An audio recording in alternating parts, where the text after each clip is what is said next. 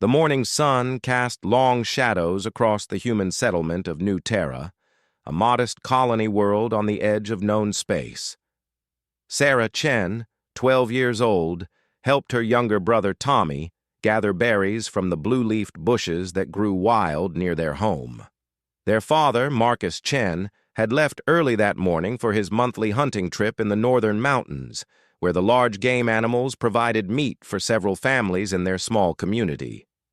"Sarah, look at this one," Tommy called out, holding up a particularly large berry. At 8 years old, he still found wonder in simple things. Sarah smiled at her brother's enthusiasm. Their mother had died 3 years ago during the harsh winter when medical supplies ran short, leaving Marcus to raise them alone. He had done his best, teaching Sarah to be responsible and Tommy to be brave. The settlement housed about 200 humans who had chosen to live far from the main colonial worlds. They preferred the simple life, growing their own food and living close to nature. Most were farmers, craftsmen, or hunters like Marcus. They had little contact with the galactic government, and even less with the various alien species that dominated this sector of space. High above the planet's atmosphere, the Star Dominion patrol ship Vex Than detected the human settlement during a routine scan. The ship's captain, Vorthak, studied the readings with interest. The Dominion had recently declared this system part of their territory, though they had not yet bothered to inform the primitive humans living there. "Captain," reported his second officer, "the settlement appears defenseless. No military installations, no weapons batteries, no shields." Vorthak nodded his reptilian head. The Star Dominion was expanding aggressively, claiming systems and either absorbing or removing any inhabitants they found. Humans were considered a minor species, barely worth the effort of formal conquest. Still, the Dominion's policy was clear. All worlds in their territory belonged to them alone. "Are there any adult males in the settlement?" Vorthak asked. "Scans show most adult males are absent, Captain. Probably hunting or working in the fields outside the settlement." Perfect, thought Vorthak. The Dominion preferred to avoid unnecessary fighting when possible. Taking the young ones as hostages would force the adult humans to comply with relocation orders without bloodshed. It was an efficient strategy they had used on dozens of worlds. "Deploy the capture teams," he ordered. "Standard protocols. Secure the young ones first, then we will negotiate with the adults when they return." Down in the berry field, Sarah noticed the strange shadow that passed over them. She looked up to see a large, dark shape moving across the sky. It was unlike any bird or aircraft she had ever seen. The shape grew larger as it descended toward the settlement. "Tommy, we need to go home now," she said, grabbing her brother's hand. The Dominion landing craft touched down in the settlement's central square with a soft hum. Its hull was dark gray, covered in plates that shifted and adjusted as the ship settled. A ramp extended from the craft's side, and 6 figures emerged. The Dominion soldiers were tall and lean, with scaly skin that ranged from dark green to brown. Their faces were elongated, with large eyes and sharp teeth. Each carried an energy weapon that crackled with blue electricity. Mrs. Patterson, an elderly woman who ran the settlement's small school, stepped forward bravely. "Who are you? What do you want?" The lead soldier, Sergeant Krextall, activated his translation device. "We are representatives of the Star Dominion. This world now belongs to us. You will be relocated to a processing facility." "But this is our home," Mrs. Patterson protested. "We have rights to this land." "You have no rights," Krextall replied coldly. "However, the Dominion is merciful. We will take your young ones to ensure your cooperation. When the adult males return, you will all board our ships voluntarily." Sarah and Tommy had reached the edge of the settlement when they heard the commotion. Sarah pulled Tommy behind a storage shed and peered around the corner. She could see the alien soldiers moving through the streets, gathering up all the children they could find.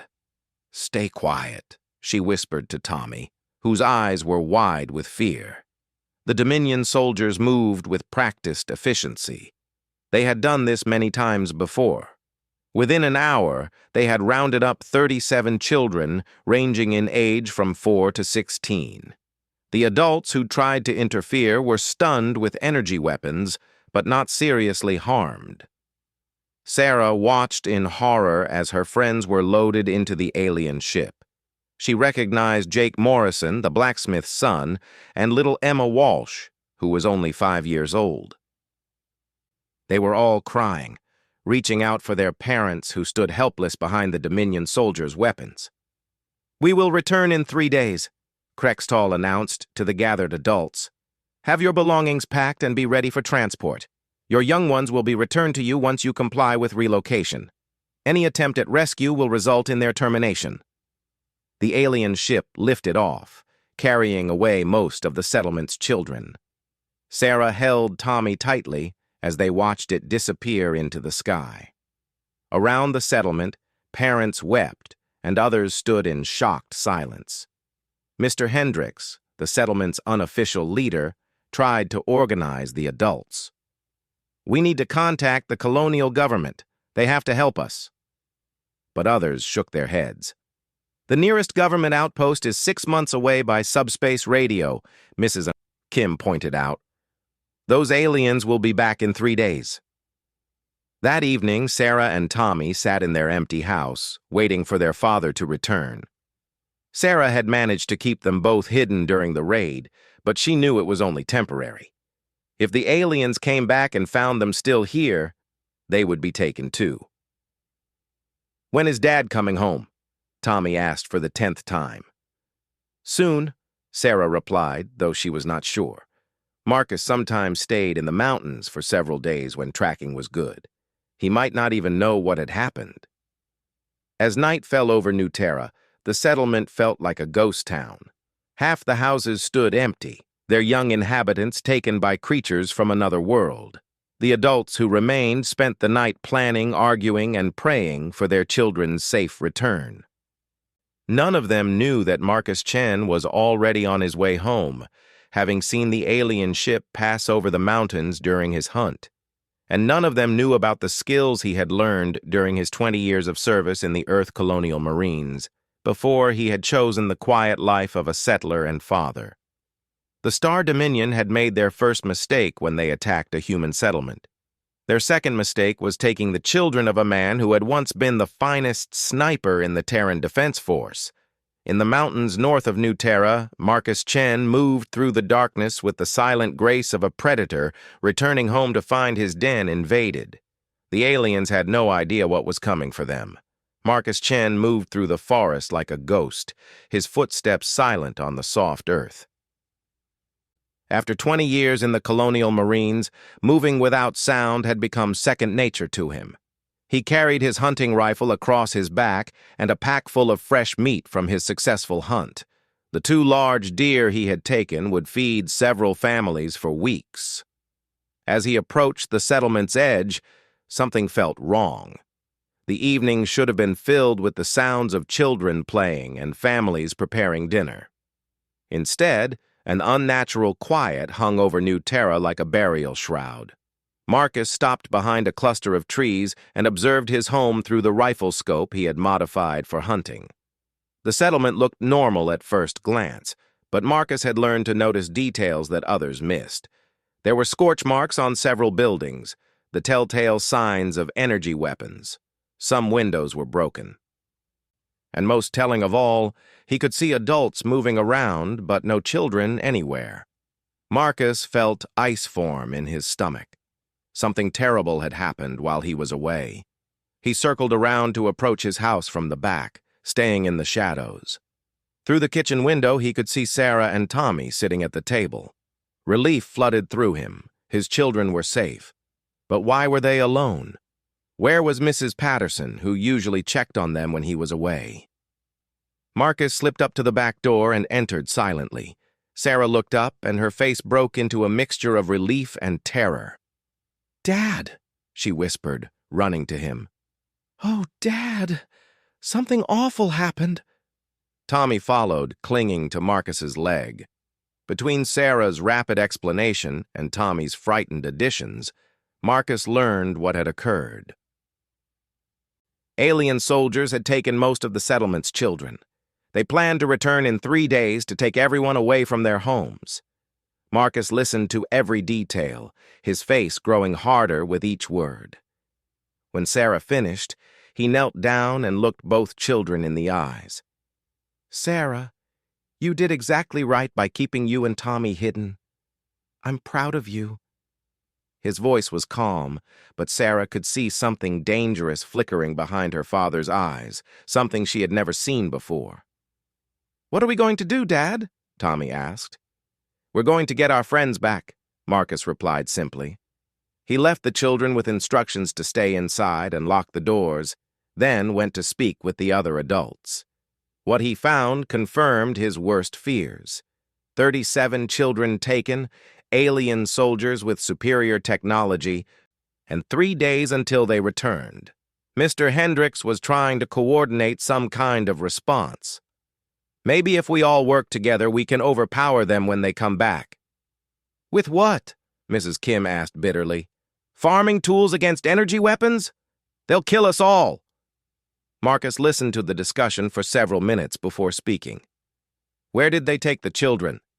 "We don't know," Mr. Hendricks replied. "Their ship went up into orbit and disappeared." "Then they're on the mothership," Marcus said quietly. "Standard operating procedure for this kind of operation.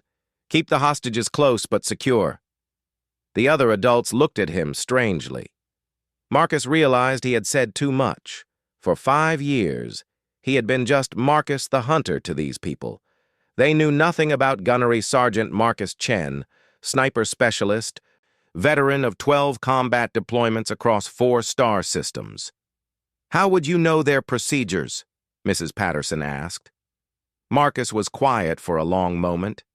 Then he made a decision that would change everything. "Because I used to be a soldier, and I know how to get our children back." Over the next hour, Marcus explained his background to the shocked adults. He had served in the Colonial Marines from age 18 to 38. He had fought against pirates, rebels, and hostile alien species across human space. His specialty was long-range reconnaissance and elimination of high-value targets. In plain language, he was a sniper. "I retired because I wanted a peaceful life," he told them. "I wanted to raise my children somewhere safe, away from war and violence. But now war has come to us. What can one man do against an entire alien ship?" Mr. Hendricks asked. "More than you might think," Marcus replied. "But first, I need to know exactly what we're facing." Marcus spent the rest of the night gathering intelligence. He interviewed every adult who had witnessed the attack, mapping out the aliens' numbers, weapons, and behavior patterns. He identified their leader, their ship's capabilities, and their operational procedures. From his hidden cache beneath his workshop, Marcus retrieved equipment he had hoped never to use again. His service rifle, broken down and stored in a sealed case, had been modified far beyond military specifications. A high-powered scope with electromagnetic and thermal imaging capabilities, specialized ammunition designed to penetrate alien armor, and most importantly, his old Marine reconnaissance gear. Marcus also had something the aliens could never expect: detailed knowledge of their technology and tactics. During his final years of service, he had fought against Star Dominion forces in 3 different conflicts. He knew their weaknesses. The Dominion soldiers were tough and well-armed, but they had one critical flaw. They despised primitive species and rarely took proper precautions when dealing with them. Their arrogance would be their downfall. As dawn approached, Marcus finalized his plan. He could not assault the mothership directly. That was suicide. But he could force them to come to him, and when they did, he would be ready. "I need volunteers," he told the assembled adults. "Not to fight. Most of you wouldn't survive 5 minutes against Dominion soldiers. But I need people to help with preparations and to get the children to safety when this is over." Several hands went up immediately.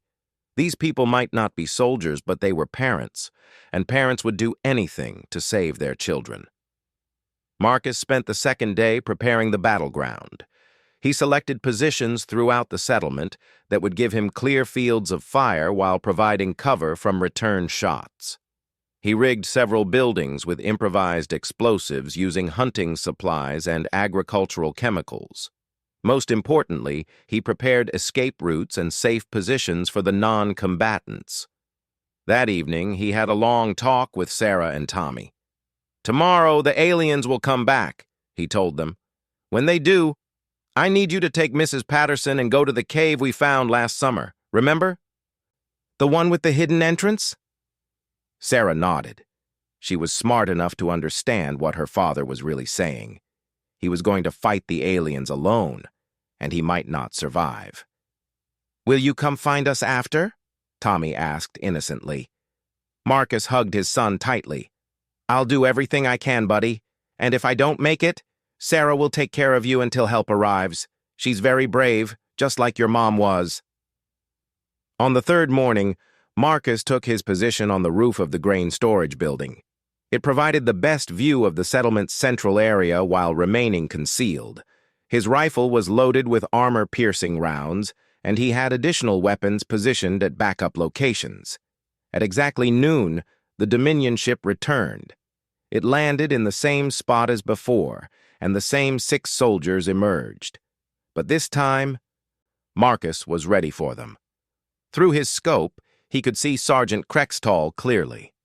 The alien was standing confidently in the open, apparently believing that primitive humans posed no real threat.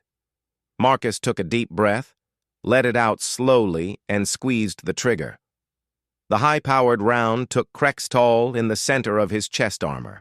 The alien sergeant dropped instantly, dark blood spreading across the ground. The other Dominion soldiers dove for cover, their arrogant confidence shattered in an instant. "This is for taking our children," Marcus whispered, and began hunting. The remaining 5 Dominion soldiers scrambled for cover behind their landing craft, energy weapons crackling as they fired blindly toward the settlement buildings. Marcus had already moved from his first position, flowing like water through the prepared routes he had mapped out the day before. From his second position behind the workshop, Marcus had a clear angle on the ship's landing ramp. When one soldier tried to retreat back into the craft, presumably to call for reinforcements, Marcus put a round through his spine. The alien dropped, blocking the ramp entrance with his body. "Unknown sniper. This is Commander Vexthor of the Star Dominion," came a voice from a translation device. "Surrender immediately, or we will execute the hostages." Marcus smiled grimly. Empty threat. The children were valuable to them only as long as they could use them as leverage. Killing hostages would only guarantee that every human in the galaxy would hunt them down. Instead of responding, Marcus triggered the first explosive charge. The storage shed next to the landing craft erupted in flames and flying debris. One piece of metal took down another soldier who had been moving to flank Marcus's position. Now there were 3. Marcus moved again, this time to a position inside the blacksmith's shop. Through the small window, he could see the remaining soldiers huddled behind their damaged ship. They were trained warriors, but they were used to fighting against enemies who charged at them with inferior weapons. They had never faced someone who could kill them from hundreds of yards away without being seen. The leader of the remaining soldiers, Sub-Commander Vexthor, was trying to coordinate a search pattern. Marcus could hear him speaking in the harsh Dominion language through his communication device. From his tone, it was clear the alien was frustrated and frightened. Marcus picked up his portable communicator, a piece of old military equipment he had kept from his service days. He tuned it to the Dominion military frequency and spoke in their language, which he had learned during his years fighting them. "Vexthor, this is Marcus Chen, former gunnery sergeant, Earth Colonial Marines. You made a mistake when you took our children." There was a shocked silence on the channel. Finally, Vexthor replied, You speak our language. I know everything about you, Marcus continued. Your tactics, your weaknesses, your cowardice when faced with real resistance. You prey on the defenseless because you are afraid to fight real warriors. Human, you are outnumbered. Surrender, and we will spare your offspring. Marcus laughed, and the sound sent chills through the remaining aliens. You're not outnumbered, Vexthor. You're outclassed. Marcus triggered his second explosive, this one positioned to create a wall of flame between two of the remaining soldiers. In the confusion, he moved to his final prepared position, a concealed spot in the settlement's water tower that gave him a perfect overhead view. One soldier panicked and ran for the tree line. Marcus tracked him smoothly and put a round through his torso. The alien tumbled and lay still. Two left. Vexthor was getting desperate. Our mothership will send more soldiers. You cannot win. Your mothership will find my bullets waiting for them too, Marcus replied calmly. But first, you're going to return our children. From his elevated position, Marcus could see that one of the remaining soldiers was trying to work his way around to the rear of the settlement. Marcus led the target slightly and fired. The shot took the alien through the head, dropping him instantly. Now only Vexthor remained, crouched behind the damaged landing craft. It's over, Vexthor, Marcus called out. Your soldiers are dead, your ship is damaged, and I have you in my sights. The children will die if you kill me, the alien commander shouted back. No, they won't, Marcus replied, because you're going to contact your ship and order their release. Then you're going to get in that craft and leave our world forever. Why would I agree to this? Because if you don't, I'll make sure you die very, very slowly. There was a long silence. Marcus could see Vexthor's heat signature through his scope's thermal imaging. The alien was weighing his options and finding them all bad. Finally, Vexthor activated his communication device and spoke rapidly in Dominion language to his ship.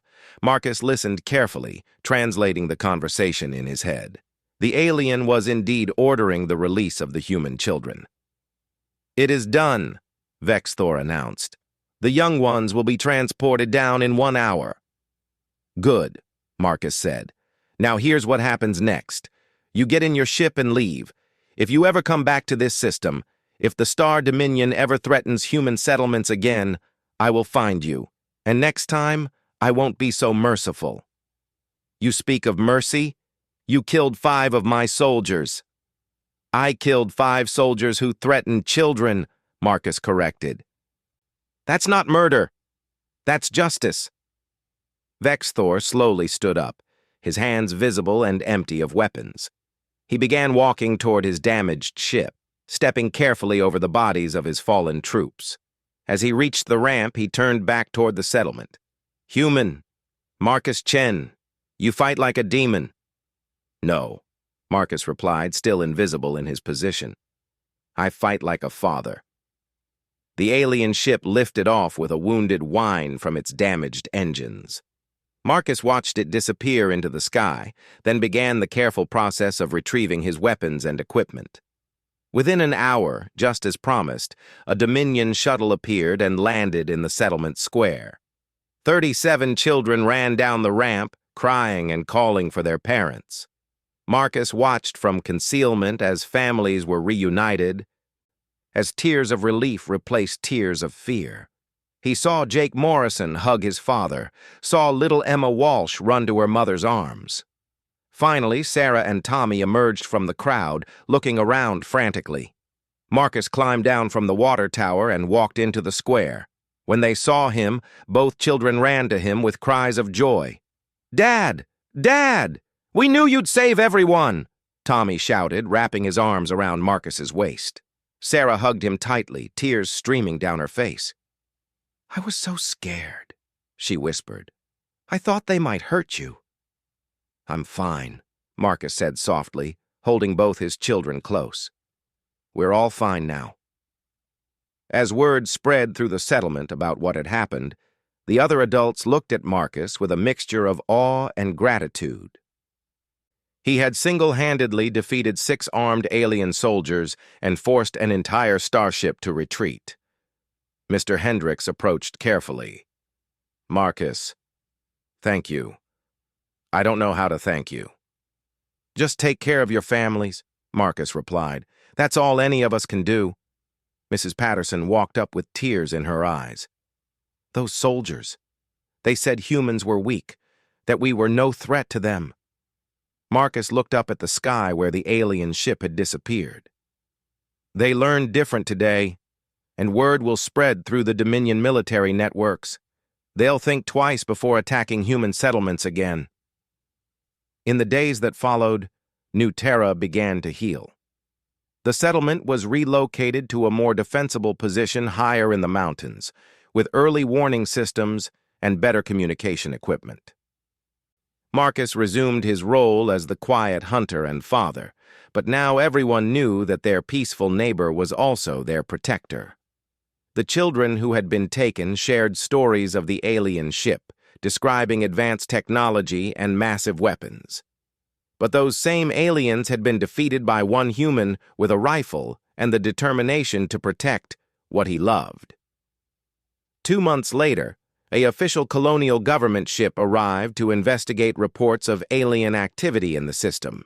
They found a small human settlement that had successfully defended itself against Star Dominion forces, something that most military units struggled to accomplish. The government officials wanted to interview Marcus about his tactics and offer him a return to active duty. He politely declined both. "I'm just a father who wanted his children to be safe," he told them. "Nothing more." But across the galaxy, in the halls of Star Dominion command ships, a new standing order was issued. Avoid human settlements unless absolutely necessary. The species was more dangerous than previously believed. And in a small house in the mountains of New Terra, Marcus Chen helped his daughter with her homework and listened to his son's excited stories about his day. The galaxy could keep its wars and conflicts. He had everything that mattered right here. The Star Dominion had learned a hard lesson that day. Never threaten a human's children, especially when that human happens to be an American marksman who knows exactly how to use his skills. Some mistakes, once made, teach lessons that echo across the stars.